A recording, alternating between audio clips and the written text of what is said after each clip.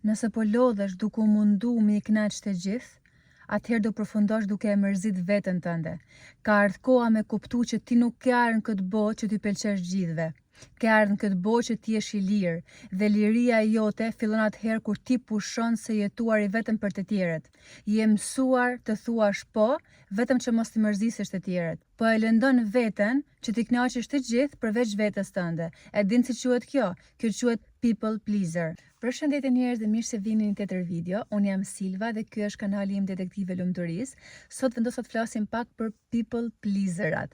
Nuk e di a ka një fjalë fiks shqipe që e përshkruan një people pleaser, por një people pleaser është kur një person I vendos nevojat, dëshirat, opinionet e të tjerëve përpara vetes vet.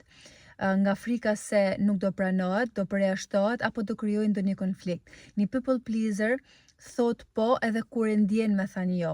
Por tani do I listoj disa tipare që I ka një people pleaser që edhe ju ta njihni, ta identifikoni nëse edhe ju jeni një people pleaser ose njihni dikën të tillë. S'pari t'ju them që edhe unë kam qenë një people pleaser, edhe shumë njerëz janë të tillë. Por duke punu me veten, kam fillu me ndryshu këta. Edhe ne njerëzit mundemi me ndryshu, edhe ti mundesh me ndryshu nëse e gjen veten këtu në këto tipare që unë do I përmend që I ka një people pleaser. Një people pleaser, përveç se ka shumë vështirë me thënë jo, e kërkon edhe shumë mendimin e të tjerëve. Ka frikë me zhgëny dikën tjetër, ka frikë me zhgëny tjerë. Sakrifikon kohën, energjinë, dëshirat e veta vetëm për të tjerët, e kërkon vazhdimisht opinionin dhe mendimin e të tjerëve dhe në shumë raste ndjet me faj dhe me stres për veten e vet, sepse e lën mbasdore veten e vet dhe kjo sa herë që I ban këto veprime kundrejt tjerëve, ndjet në faj, e gjykon veten e vet. Shikoni njerëz, ndihma apo mirëkuptimi ndaj të tjerëve nuk është diçka e keqe, por kur ti bash një people pleaser në mënyrë ekstreme, ti s'pari e humb identitetin tan. S'dyti e humb energjinë tane, ti e ndjen sikur je I përdorur nga të tjerët. Ke ndjensinë sikur je I përdorur, I nënvlerësuar, e humb vetbesimin tan dhe automatikisht e humb veten tane sepse je thjesht duke jetuar sipas pritshmërive të dikujt tjetër. Por le të listojmë edhe një herë gjitha këta që t'ju tregoj se si mundesh që mos ti jesh më një people pleaser apo mos bëhesh një people pleaser. Një nga mënyrat kryesore që mos ti jesh apo mos bëhesh një people pleaser është mësosh të thuash jo. Kur ti I thua po dikujt dhe nuk e ndjen, ti I thua jo vetes tënde, ti e lëndon dhe e mërzit veten tënde. Nuk ka rëndësi njerëz se kush është ai person. Kur ti e ndjen me thanë jo, thuj jo. E kam bën edhe unë shpesh herë këtë gjë. Kam thënë po edhe kur nuk e kam ndje me thënë po. Por ti nuk e ti e thanë jo personit, ti e ti e thanë jo kohës tane. Ti nuk e ke personale me personin. Dhe nëse dikush nuk ta kupton jën tane, prap nuk ka të bëj me ty, ka të bëj me ata. Nëse një person mendon keq për ty, nuk ka të bëj me ty, ka të bëj me ata. Një person që të do, që të vlerëso, do e kuptoj edhe jën tane. Ti nuk ke nevojë me dhënë arsyetime sepse ai e kupton, por një person që të gjykon, ai thjesht mendon për interesat e veta. A ti I intereson jo ti, I intereson koha jote. Sa herë neve na ka ndodhur që kemi dalë për shkak për kafe me një person, edhe gjatë gjithë orës na ka shkuj duke shkruajnë telefon, duke luajnë telefon, edhe si kemi shkëmbyer as dy fjalë. Ku është qëllimi këtu? Apo ndoshta na ka shkuar gjithë ora duke bën thashë theme. Ku është qëllimi këtu? Ti I ke lënë gjitha punët e tua, ndoshta ke pas shumë punë të rëndësishme për me bë, I ke lënë gjitha pas dore, thjesht që mos ti thush jo atij personit, që mos ai person të mërzitet, që mos të mendoj keq për ty. Po ku është kuptimi këtu? Njerëz, ti mundesh me thënë jo, edhe pa justifikuar se pse. Pa dhënë justifikime. Nuk po vi sepse kam këtë punë. Nuk, zero. Mos thuaj justifikime fare. Jo. Kush do me e kuptu e kupton, kush nuk do me e kuptu le mos ta kuptoj. Edhe unë gjithmonë kur kam thënë jo, kam thënë justifikime, pse në time. Nuk do a tham më pse në time. Jo dhe pik. Pastaj njerëz gjithë ju që dëshironi me thënë jo, duhet me pranu edhe jo nga tjetri, duhet me pranu që edhe jo në ati tjetrit, se nëse një person nuk ndjet mirë me mu, nuk I pëlqej kjo që jam, mënyra se si dukem, apo mënyra se si flas, edhe vjen e qëndron me mu, vetëm se nuk ka frikë me më thanë jo, unë nuk do doja. Realisht do preferoja që ai person të më thoshte jo mami, është sa të shtiri me mu. Sepse me mu ka mu shtiri automatikisht kur nuk don, thjesht vjen me mu e qëndron thjesht se dëshiron me më thanë po. E s'mundet me më thanë jo. Një pikë tjetër njerëz është vendos kufi të qartë. Ti duhesh me ditë se ku përfundon ti dhe ku fillon tjetri. Kur ti nuk vendos kufi, ti i lejon të tjerët me ndiku tek emocionet e tua, tek ndjesitë e tua, tek ndjenjat e tua, tek veprimet e tua dhe si pasojë ti e lëndon veten tënde. Thjesht sepse nuk dëshiron që me humb disa njerëz apo nuk dëshiron që me kriju konflikte. No. Kur ti e kalon kufinin me mu, nuk ka rëndësi se kush je ti. Nëqofsh nona jeme, baba jem. Kufini është vetë respekt. Me qëra fjala Paterajke të përshëndesim, Paterajke është baba. Nuk i shikon shumë vitet e mia, kështu që mama i shikon më shumë, kështu që mamën e përshëndesim vërtet. Okej?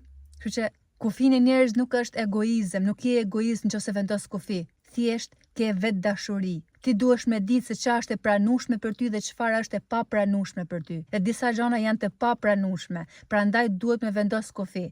Një pikë tjetër është mos e kërko aprovimin e të gjithëve, mos e kërko mendimin e të gjithëve. Nuk do jesh për gjithë mjaftueshëm dhe është krejt okej. Ne kemi diçka për çdo mendim që kemi, për çdo ide shkojmë e përhapim ose e bisedojmë me dikan ose e pyesim dikan. Ti do ndoshta me apliku për një punë, ti do ndoshta me fillu shkollën për mjeksi dhe shkon e pyet një person që s'ka lidhje hiç me mjeksin. Ata vazhdojnë shkollën për mjeksi, si mendon ti? Dhe ai të thotë, po qa shkolla për mjeksi don vite të shkon gjithë jeta shkollë. Jo pa ti pa njerëzit që kanë marru shkollën duke punu kamariera. Domethënë ta aprish kritat idenë tane, ëndrrën tane. Pyete një person që ka marru shkollën për mjeksi, pyete një person që është i suksesshëm atje. Pyete atë person që e ka bërë rrugën.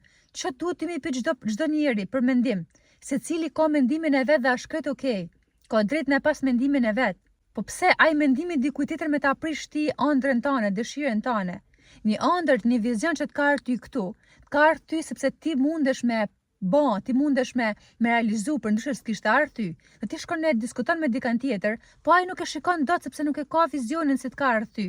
Pse ti duhesh me shiku? Pse ti duhesh me diskutu me atë person? Diskutoj me një person që realisht e ka arrit. Mos e kërko aprovimin e gjithëve, jo çdo kush mendon sikur ti. Një pikë tjetër që mos bësh apo mos t'jesh një people pleaser është që të kujdesesh për veten tonë në radhë parë. Vetja jote në plan parë dhe nuk është egoizëm me avu veten tonë në plan parë, me e dash veten tonë. Nëse je bosh për brenda, nuk mundesh me përmbush dikan tjetër. Nëse kupa jote është bosh, nuk mundesh me ambush kupën e dikujt tjetër. E kam bërë dhe një video këtu goxha gjatë, kështu që mundeni me shiku për vetë dashurinë, duket se është video para fundit, mundeni me shiku dhe me kuptu ma shumë, kështu që nuk po hyj ma thellë këtu, por është një pikë kryesore që të ndihmon shumë për mos mu bë një people pleaser, apo të ndalosh se qenë një people pleaser. Një pikë tjetër është të reflektosh mbi arsye që ty të shtyn që ti jesh një people pleaser. Cetën arsye që ty të bojnë për me qenë një person i tillë. Unë e kam çu veten në femëri për me reflektu disa bindje, sepse bindet më të mëdha i kemi aty njerëz në femëri. Ti ke marr dashuri vetëm kur ke qenë djali apo vajza mirë, kur je sjell mirë, kur ke çu notat mira të shtëpia, kur je bë më mirë se shoku i klasës. Dhe truri jot ka mësuar se mënyra më e mirë për të qenë i dashur, për të qenë i sigurt, është që ti përmbushësh pritshmëritë të tjerëve. Ti kënaqesh tjerë para, pastaj veten tane ose hiç veten tane. Sepse ti, momentet që përmbush vetëm për shmëritë e tjerëve, ti e harron veten tane. Prandaj njerëz duhet me identifiku disa bindje që ndoshta i kena që fëmijë. Për me mujt nesër mos t'jemi një people pleaser, pra mos t'jemi persona të tillë. Njeri, nëse e vendos veten tane në fund të listës, do përfundosh me i kënaq të gjithë përveç vetes tane. Dhe nëse e vendos veten tane në qendër, thjesht je i vetëdijshëm për vlerën tane. Nëse thua jo, nuk do të thotë si je njeri i keq, do të thotë si je rrit, je zhvillu, e ke zgjedh veten, dhe kjo kërkon guxim dhe jo justifikim. Pranoje që nuk ke ardhur në këtë botë për me i kënaq të gjithë, ke ardhur në këtë botë që ti je i lirë, dhe ti je i lirë kërkon guxim, dhe liria jote fillon atëherë kur ti pushon së jetuari për të tjerët. Mos harro, kur ti i thua po dikujt dhe nuk e ndjen, ti po i thua jo vetes tënde. Dhe kaq njerëz për këtë video, shpresoj që ju ka ndihmuar, shpresoj që keni marrë diçka. Më fakt këtë temë e kam diskutuar dhe një ditë tjetër live në TikTok, sepse zakonisht jam live atje në mëngjes, edhe shumë njerëz nuk patën mundësi me ndjek, e thash ok, do a bëj edhe për YouTube, që të kenë mundësi ta rishikojnë, edhe ju këtu që më ndiqni shumë faleminderit që ndoqët këtë video deri këtu, edhe shpresoj që keni marrë diçka edhe praktikojeni njerëz, praktikojeni të gjana sepse është ndryshe thjesht me marrë diçka si informacion dhe ndryshe me praktiku në jetën tuaj. Ok, mos harroni të bëni një subscribe sepse më ndihmon shumë të rritem në kanal dhe faleminderit gjithëve ju që më keni bën subscribe, e vlerësoj pafund. Edhe un kam vendosur tani që të postoj për të premte, kështu që shikohemi të premten e ardhshme. Ju përshëndes. Mua.